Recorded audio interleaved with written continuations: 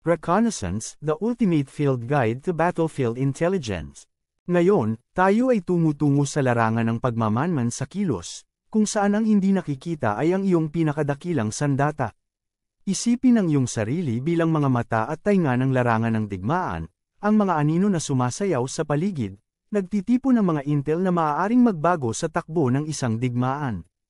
Ito ay hindi lamang tungkol sa pagmamanman, ito ay tungkol sa paghula sa bawat galaw ng iyong kalaban, pag-asa sa kanilang mga diskarte, at pag-alam sa lupain ng napakalapit na ito ay bumubulong ng mga lihim na ikaw lang ang nakakarinig. Magiging master ka ng tatlong mga haligi ng reconnaissance, lugar, zona, at ruta, na binubuksan ng mga nakatagong katotohanan na naghihintay sa bawat sulok. Ngunit huwag magkamali, ito ay isang mapanganib na laro.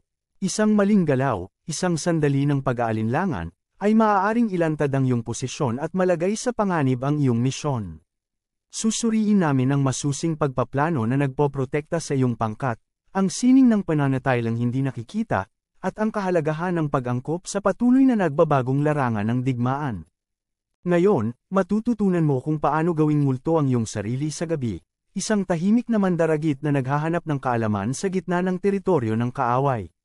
Handa ka na bang yakapin ang mga anino at maging mata ng larangan ng digmaan? Pag-usapan natin ang tungkol sa mga reconnaissance patrol, isang mahalagang misyon para sa pangangalap ng impormasyon tungkol sa kaaway at lupain. Isipin ito bilang mga mata at tainga ng iyong unit, na nagbibigay ng mahalagang kaalaman upang matulungan ang iyong mga pinuno na gumawa ng matalinong mga desisyon. Types of Reconnaissance Patrols. Mga uri ng Reconnaissance Patrol. May tatlong pangunahing uri ng Reconnaissance Patrol. Area Reconnaissance, kabilang dito ang pangangalap ng impormasyon tungkol sa isang partikular na lokasyon at ang nakapaligid na lugar. Ito ay tulad ng pag-scout ng isang potensyal na lugar ng camping bago mag-set up ng kampo, na tinitiyak na ito ay ligtas at angkop para sa iyong mga pangangailangan. Zone Reconnaissance, ito ay isang mas malawak na misyon na mangalap ng impormasyon sa loob ng itinalagang zona. Ito ay tulad ng paggalugad sa isang bagong kapitbahayan, pagsuri sa mga kalye, landmark, at mga potensyal na panganib. Route Reconnaissance, nakatuon ito sa pangangalap ng impormasyon sa isang partikular na ruta, gaya ng kalsada o trail. Ito ay katulad ng pagpaplano ng isang paglalakbay sa kalsada, pagmamapa ng ruta at pagtukoy ng anumang mga potensyal na hadlang o mga punto ng interes. Reconnaissance Planning, pagpaplano ng reconnaissance, paglalatag ng groundwork para sa tagumpay. Ang reconnaissance ay hindi lamang tungkol sa paglibot at pag-asang makita ang kalaban. Ito ay isang kalkuladong operasyon na nangangailangan ng masusing pagpaplano upang matiyak ang kaligtasan ng patrol at ang koleksyon ng tumpak na aksyonan na katalinuhan. Essential Planning Considerations, mahalagang pagsasaalang-alang sa pagpaplano. 1. Intelligence Preparation of the Battlefield, IPB. Paghahanda ng intelligence ng battlefield, IPB. Ito ang pundasyon ng anumang operasyong militar, at ang reconnaissance ay walang pagbubukod. Kabilang dito ang pagsusuri sa kaaway, terrain, lagay ng panahon, at sibil na pagsasaalang-alang, kilala bilang METTC, upang maunawaan ang kapaligiran sa larangan ng digmaan at matukoy ang mga potensyal na banta at pagkakataon. 2. Mission Analysis, pagsusuri ng misyon, malinaw na tukuyin ang layunin ng misyon, kung ito ay upang mahanap ang mga posisyon ng kaaway, matukoy ang pagiging angkop sa lupain, o masuri ang posibilidad ng ruta. Tulad ng Long Range Desert Group, LRDG, noong ikalawang digmaang pandaigdig, na may sensinang nagplano ng kanilang mga patrol sa disyerto upang mangalap ng katalinuhan sa mga paggalaw ng Axis at guluhin ang kanilang mga linya ng supply.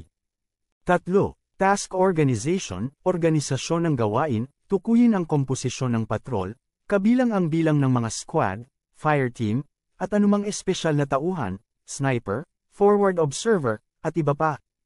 4. Reconnaissance Method, paraan ng reconnaissance, piliin ang pinakaangkop na paraan para sa misyon, ito man ay foot patrol, mounted patrol, aerial reconnaissance, o kombinasyon ng mga pamamaraan.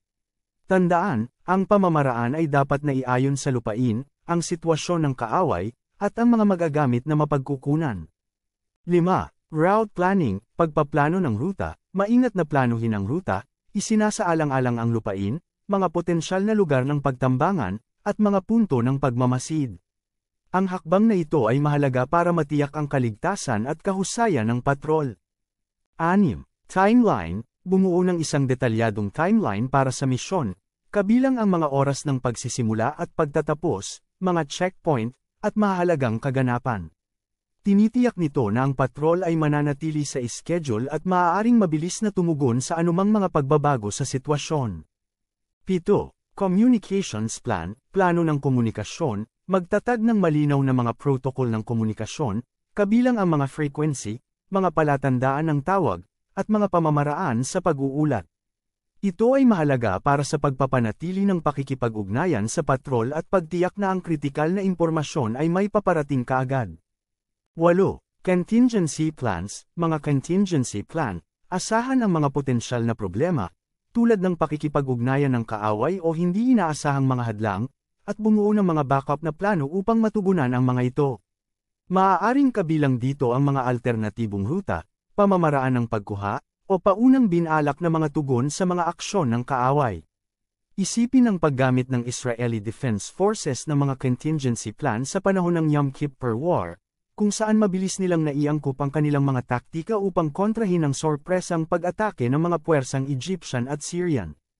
9. Rehearsals, pag-eensayo, magsanay ng mga kritikal na gawain tulad ng mga diskarte sa paggalaw, mga pamamaraan ng pagmamasid, at mga aksyon sa pakikipag-ugnay.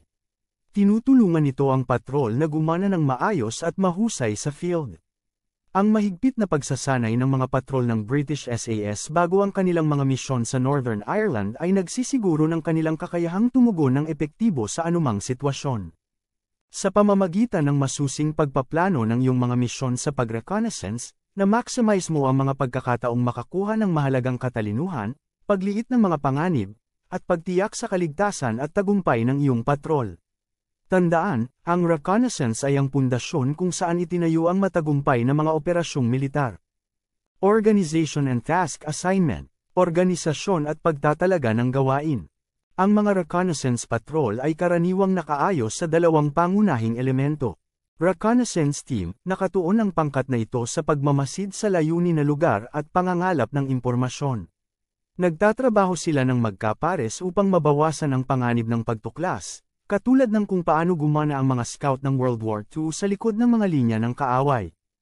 Reconnaissance and Security Team, R&S, ang pangkat na ito ay responsable para sa parehong reconnaissance at seguridad, na nagbibigay ng pabalat at proteksyon para sa reconnaissance team habang sila ay nangangalap ng impormasyon. Ang pinuno ng squad ay nagtatalaga ng mga gawain sa bawat pangkat ng bumbero batay sa mga kinakailangan sa misyon, isinasaalang-alang ang mga salik tulad ng laki ng layunin na lugar, ang oras na magagamit, at ang pangangailangan para sa seguridad. Area Reconnaissance. Sa isang area reconnaissance, ang pinuno ng squad ay nagtatalaga ng mga surveillance point sa paligid ng layunin kung saan obserbahan ang lugar. Pinuprotektahan ng elemento ng seguridad ang Observation Rally Point, ORP, at nagbibigay ng maagang babala sa anumang banta.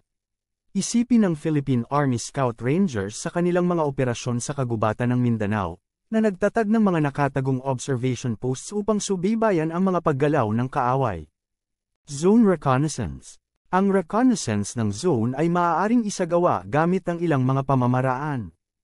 Moving elements, mga gumagalaw na elemento, ang mga fire team ay gumagalaw sa mga itinalagang ruta sa isang fan, box, convergent na mga ruta, o sunod-sunod na pattern ng mga sektor upang masakop ang buong zone.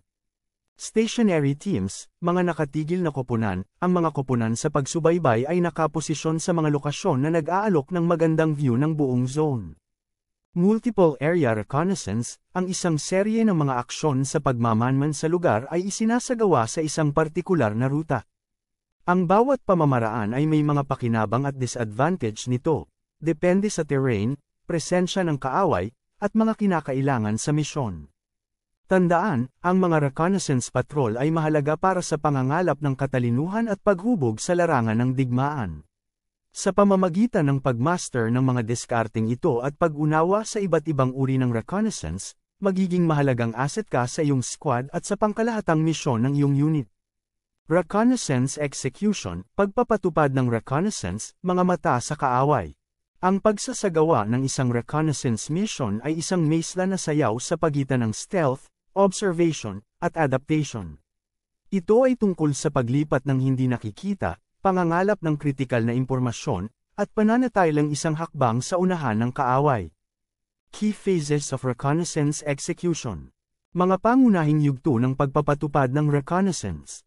Movement to the objective. Ang paunang yugtong ito ay nangangailangan ng pag-navigate sa terrain ng maingat at mahusay. Occupation of observation positions. Kapag malapit na sa layunin, ang mga reconnaissance team ay nagtatag ng mga observation post, na maingat na pumipili ng mga posisyon na nag-aalok ng malinaw na pagtingin sa target na lugar habang nagbibigay ng pagtatago. Observation and reporting. Ito ang puso ng reconnaissance. Ang mga koponan ay maingat na nagmamasid sa kaaway, na binibigyang pansin ang kanilang lakas, disposisyon, aktibidad, at kagamitan. Ang mga detalyadong ulat ay ipapadala pabalik sa mas mataas na command, kadalasang gumagamit ng mga nakakode na mensahe o secure na mga channel ng komunikasyon. Relief in place. Kung ang misyon ay nangangailangan ng pinalawig na pagmamasid, ang mga koponan ay maaaring palitan ng mga bagong tauhan upang mapanatili ang pagbabantay at maiwasan ang pagkapagod. Withdrawal. Kapag natapos na ang misyon o nagdidikta ang sitwasyon, aalis ang patrol mula sa lugar, gamit ang parehong stealth at pag-iingat tulad ng sa panahon ng paglusot. Challenges and adaptations. Mga hamon at pagbagay. Ang mga misyon sa reconnaissance ay bihirang diretsyo. Ang mga koponan ay madalas na nahaharap sa mga hamon tulad ng unexpected enemy contact, hindi inaasahang pakikipag-ugnayan sa kaaway, nangangailangan ito ng mabilis na pag-iisip at mapagpasyang aksyon, alinman sa pag-iwas o pagsali sa kaaway. Changing weather conditions. Pagbabago ng kondisyon ng panahon, maaaring hadlangan ng ulan, fog, o snow ang visibility at komplikado ang paggalaw. Equipment malfunctions. Mga malfunction ng kagamitan, ang mga sirang radyo, sirang night vision device, o iba pang mga pagkabigo ng kagamitan ay maaaring makahadlang sa kakayahan ng patrol na gumana. Sa pamamagitan ng pag-unawa sa mga salimuot ng pagsasagawa ng reconnaissance at pag-aaral mula sa mga makasaysayang halimbawa, mas makakapaghanda ka para sa hindi inaasahan at matagumpay na makumpleto ang iyong misyon. Tandaan, ang reconnaissance ay hindi lamang tungkol sa pangangalap ng impormasyon, ito ay tungkol sa pag-survive para iulat ito. Pagtiyak na ang iyong squad at ang iyong unit ay may pinakamagandang posibilidad na manalo. Challenges of reconnaissance missions. Mga hamon ng reconnaissance mission. Ang mga misyon sa pag-reconnaissance, bagamat mahalaga para sa pangangalap ng katalinuhan, ay puno ng mga potensyal na pitfalls na maaaring mabilis na ibalik ang tubig laban sa kahit na ang mga pinakahanda na koponan. Narito ang isang pagtingin sa ilang karaniwang mga hamon.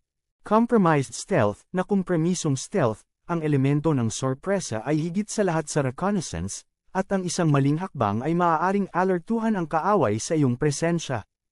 Inaccurate or outdated intelligence, hindi tumpak o lumang katalinuhan, ang pagpapatakbo sa may sira na intel ay maaaring humantong sa mga mapaminsalang kahihinatnan.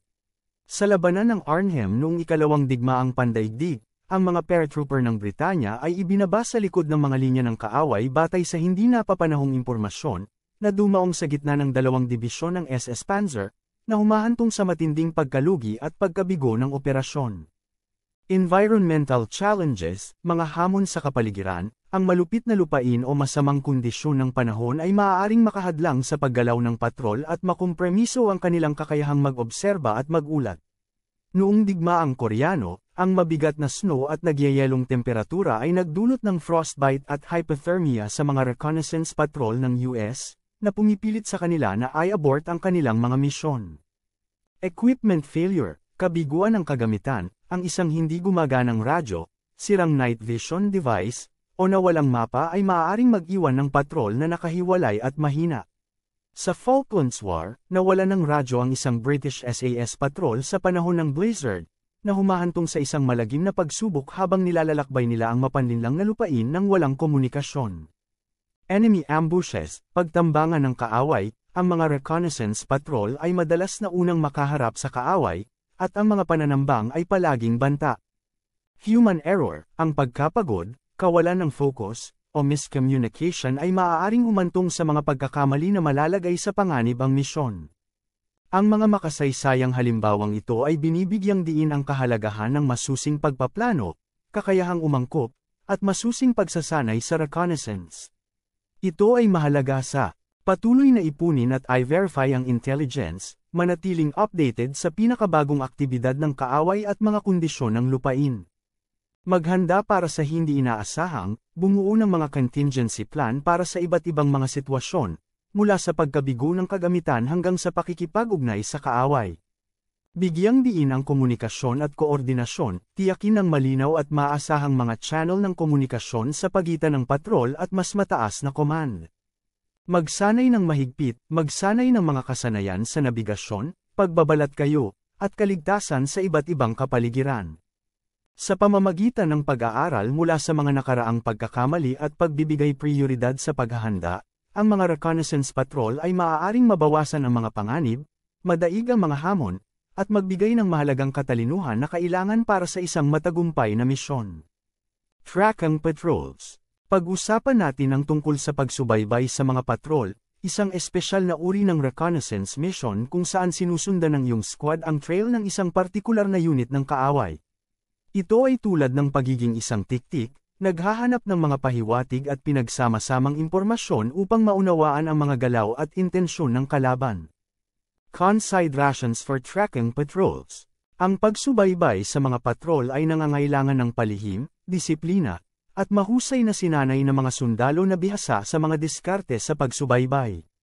Ang iyong squad ay karaniwang mahahati sa dalawang elemento. Tracking element, nakatuon ang grupong ito sa pagbabasa ng mga palatandaan at pagsunod sa landas ng kalaban. Sila ang mga eksperto, naghahanap ng mga bakas ng paa, mga sirang sanga, nababagabag na mga halaman, o anumang bakas na iniiwan ng kaaway. Security element, pinuprotektahan ng grupong ito ang tracking element at ang squad leader. Nagbibigay din sila ng seguridad sa likuran at gilid, tinitiyak na ang patrol ay hindi mabigla ng kaaway. Ang pinuno ng squad ay gumaganap ng isang mahalagang papel bilang pinuno ng patrol at navigator, na ginagabayan ng squad sa kahabaan ng trail at gumagawa ng mga desisyon batay sa impormasyong nakalap ng elemento ng pagsubaybay. Tasks and organization. Mga gawain at organisasyon. Ang pinakabihasang tracker sa squad ay itatalaga bilang pangunahing tracker. Ang kanilang tanging focus ay ang pagsunod sa pangunahing landas ng kalaban. Ang pinuno ng squad, kasama ang isang security team, ay susunod na malapit sa likod, habang ang isa pang security team ay nagbibigay ng proteksyon sa likuran. Tinitiyak ng pagbuo na ito na ang pangunahing taga-subaybay ay makakatuon sa kanilang gawain habang pinuprotektahan mula sa mga potensyal na banta. Training and intelligence. Ang epektibong pagsubaybay ay nangangailangan ng pagsasanay at kaalaman sa lokal na kapaligiran. Kailangang maunawaan ng mga sundalo kung paano nakakaapekto ang panahon sa mga track, tukuyin ang iba't ibang uri ng mga bakas ng paa at mga marka ng sasakyan, at bigyang kahulugan ang iba pang mga palatandaang iniwan ng kaaway. Ang katalinuhan tungkol sa mga gawi, kagamitan, at taktika ng kaaway ay maaari ding makatulong sa pag-unawa sa kanilang mga galaw. Trail signs. Isipin ang trail bilang isang kwento na nakasulat sa dumi. Ang bawat bakas ng paa, sirang sanga, o itinapon na kagamitan ay nagsasabi sa iyo ng isang bagay tungkol sa kaaway, ang kanilang sukat, direksyon ng paggalaw, at maging ang kanilang moral. Kahit na ang mga hindi gaanong mahalagang detalye, tulad ng uri ng mga balot ng pagkain na naiwan, ay maaaring magbigay ng mahahalagang insight sa kanilang sitwasyon ng supply. Finding the trail.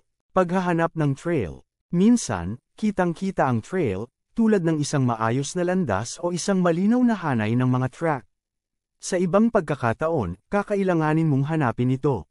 Maaaring kabilang dito ang pag-reconnoit sa paligid ng mga kilalang lokasyon ng kaaway o paggamit ng cutting trail na paraan, kung saan sinasadya mong tumawid sa malamang na landas ng kaaway upang mahanap ang kanilang mga track. Multiple patrols. Sa ilang mga kaso, maraming mga squad ang maaaring gamitin para sa isang tracking mission. Maaaring sundan ng isang squad ang pangunahing tugaygayan habang ang isa pa ay ipapadala sa unahan upang putulin ang tugaygayan at kumpirmahin ang direksyon ng kalaban. Maaari itong maging partikular na epektibo sa malalaking lugar o kapag sinusubaybayan ang isang mabilis na gumagalaw na kaaway. Tandaan, ang pagsubaybay ay isang kasanayang nangangailangan ng pasensya, atensyon sa detalye, at matalas na pag-unawa sa kapaligiran. Sa pamamagitan ng pagpapahusay sa iyong mga kakayahan sa pagsubaybay, ikaw ay magiging isang mahalagang asset sa iyong squad, na nagbibigay ng kritikal na impormasyon na makakatulong sa iyong unit na madaig at malampasan ang kaaway. Sige, mga scout at tracker sa hinaharap. Sinilip namin ang tagong mundo ng reconnaissance, kung saan naging mata at tainga ka ng larangan ng digmaan. Nauunawaan mo na ngayon ang tatlong haligi area, zone, at route reconnaissance. Bawat isa ay isang natatanging tool sa iyong arsenal upang magtipo ng intel at malutas ang mga plano ng kalaban. Ngunit tandaan, ang reconnaissance ay hindi isang solong misyon. Ito ay isang pagsisikap ng pangkat, na nangangailangan ng masusing pagpaplano, pinag-ugnay na pagpapatupad, at hindi natitinag na pagtitiwala sa iyong mga kasamahan sa squad. Ang bawat hakbang na gagawin mo, bawat obserbasyon na gagawin mo, ay isang mahalagang piraso ng palaisipan na maaaring humubog sa kinalabasan ng isang labanan.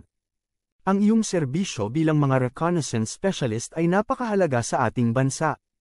Kayo ang mga tahimik na mandirigma, ang mga hindi nakikitang bayani na nagtitipo ng impormasyon na nagpapahintulot sa ating mga puwersa na mag-atake ng may katumpakan at protektahan ang ating tinubuang bayan. Bawat patrol na pinamumunuan mo, bawat sign na sinusubaybayan mo, bawat obserbasyon na iniuulat mo ay nagdadala sa amin ng isang hakbang na mas malapit sa pagkamit ng aming misyon at pagpapanatili ng aming kalayaan. Kaya, yakapin ang mga anino. Hasain ang iyong mga kasanayan, patalasin ang iyong mga pandama, at huwag maliitin ang kapangyarihan ng iyong kaalaman. Ang iyong tungkulin sa reconnaissance ay isang testamento sa iyong dedikasyon, iyong katatagan, at iyong hindi natitinag na pangako sa pagtatanggol ng ating bansa. Ito ang iyong tungkulin, iyong karangalan. Ngayon humayo ka, at maging mga mata ng larangan ng digmaan.